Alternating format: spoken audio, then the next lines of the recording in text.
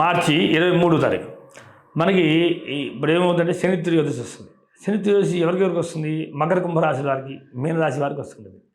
ఈ మకర కుంభ మీనరాశుల వారు తప్పనిసరి ఏలినాటి శని ప్రభావంలో శనేశ్వరుడికి అభిషేకము, శివుడికి అభిషేకము, అలానే దేవత అందరి ప్రదక్షిణ చేయడం మంచిది.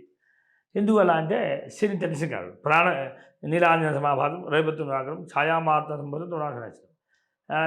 మనం చెప్తాం శనిరిష్టే సంప్రాప్తి శని పూజాంచకాలి, శని ధ్యానం ప్రవక్ష్యామి ప్రాణపీడోపశాంతే. అంటే ప్రాణాన్ని హరింపజేసిన టెన్షన్ ఇస్తారు. అంటే పక్షవాతం, థైరాయిడ్, శరీర సమస్యలు, నలా చచ్చిపడడం, వాతరోగాలు, ఇంత సమస్యలన్నిటి ఇచ్చేది శనేశ్వరుడు ఇస్తారు. కానీ మనిషి స్టేబుల్గా లేకుండా చేసేవాడు శనేశ్వరుడు. బాగా దెబ్బతినేట్టు చేసేది ఆయన. అసలు చచ్చిపోదాక మన జీవితం లేదనుకునే తయారు చేసేది ఆయన. యాక్షన్ చేసేది కూడా ఆయనే.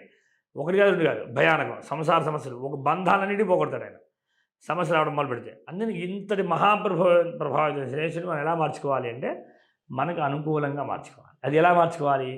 శనేశ్వరుడు అంటే ఎవరు? మనం ఎలా ఊహించుకుంటాం అంటే కింద పనిచేసే వాళ్ళందరితో స్నేహంగా ఉండాలి, వాళ్ళ దానధర్మాలు చేస్తుండాలి. అలానే శనివారం కూడా శనేశ్వరు అభిషేకం చేసుకుంటారు. కామన్గా అందరూ తెలిసిన శనివారం కూడా శనికి అభిషేకం చేస్తారు, లేదా శని ప్రదక్షిణ చేస్తారు, లేదా నువ్వులు ఉండలు తీసుకొని ఎవరికైనా దానంగా ఇవ్వడం, ఓకేనా. తర్వాత వంట నూనె దానంగా ఇవ్వడం, ఇవన్నీ చేయడం వల్ల శని ప్రభావం తగ్గిపోతుంది. కనుక ఇప్పుడు రాబోతున్నటువంటి ఇప్పుడు ఏలినాటి శని ప్రభావంలో ఎంతమందికి అయితే ఉందో ఎవరెవరు మకర కుంభరాశి వారికి, మీనరాశి వారికి ఉంటుంది. వీళ్ళలో ఎవరైతే చూసుకొని వాళ్ళు ఈ శనేశ్వరుని ఆరాధించడం వల్ల వెంటనే మీకు ఫలితాన్ని పొందగలుగుతారు. కనుక రెండంటే ఒక్కొక్క గ్రహం ఒక రకమైన లక్షణాలు ఇస్తుంది.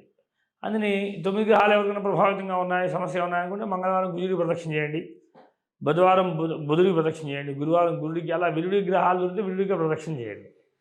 కానీ ఎన్ని చేసినా సరే శివుని వదలకుండా ఉండగలిగితే మీకు ఇవేవన్నా అన్నీ తొలగిపోతాయి, సుఖంగా ఉంటారు. ఏలినాటి శనిలో శనికి అభిషేకం చేసుకోండి, ఉపయోగపడండి, ప్రసాదం తెచ్చుకోండి, ప్రసాదం అక్కడ నమస్కారం చేసుకోండి. ఓం నమః శివాయ జపం చేసినా సరే దీని ప్రభావం తగ్గిపోతాం వల్ల ఏలినాటి శని ప్రభావం తగ్గిపోతాయి, అందరూ సుఖంగా ఉంటారు. జయ గురుదేవదత్త. మార్చి 23వ తారీఖు మనకి ఇప్పుడు ఏమవుతుందంటే శని త్రయోదశి వస్తుంది. శని త్రయోదశి ఎవరికి వస్తుంది? మకర కుంభరాశి వారికి, మీనరాశి వారికి వస్తుంది. ఈ మకర కుంభ మీనరాశుల వారు తప్పనిసరి ఏలినాటి శని ప్రభావంలో శనేశ్వరుడికి అభిషేకము, శివుడికి అభిషేకము, అలానే దేవత అందరి ప్రదక్షిణ చేయడం మంచిది. ఎందువల్ల అంటే శని తెలిసి కాదు. నీలాంజన సమాభాతం, రైపత్వం రాగరం, ఛాయామార్త సంబంధం తృణాశనం.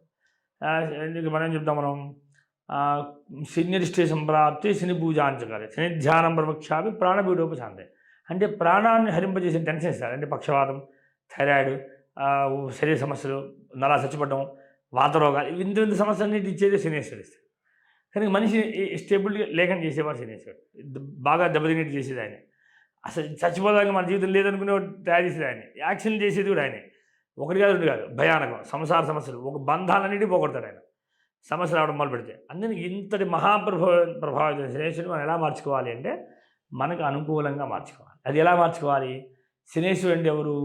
మనం ఎలా ఊహించుకుంటాం అంటే కింద పనిచేసే వాళ్ళందరితో స్నేహంగా ఉండాలి, వాళ్ళ దానధర్మాలు చేస్తుండాలి. అలానే శనివారం కూడా శనేశ్వరు అభిషేకం చేసుకుంటారు. కామన్గా అందరూ తెలిసిన శనివారం కూడా శనికి అభిషేకం చేస్తారు, లేదా శని ప్రదక్షిణ చేస్తారు, లేదా నువ్వులు ఉండలు తీసుకొని ఎవరికైనా దానంగా ఇవ్వడం, ఓకేనా. తర్వాత వంట నూనె దానంగా ఇవ్వడం, ఇవన్నీ చేయడం వల్ల శని ప్రభావం తగ్గిపోతుంది.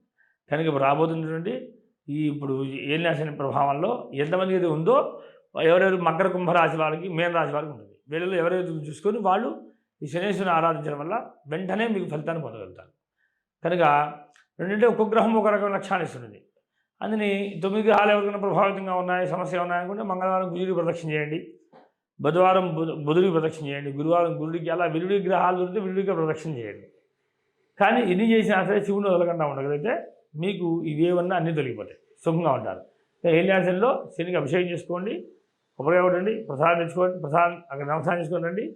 ఓం నమః శివాయ జపం చేసినా సరే దీని ప్రభావం తగ్గిపోతాం వల్ల ఏలినాటి శని ప్రభావం తగ్గిపోతాయి, అందరూ సుఖంగా ఉంటారు. జయ గురుదేవదత్త.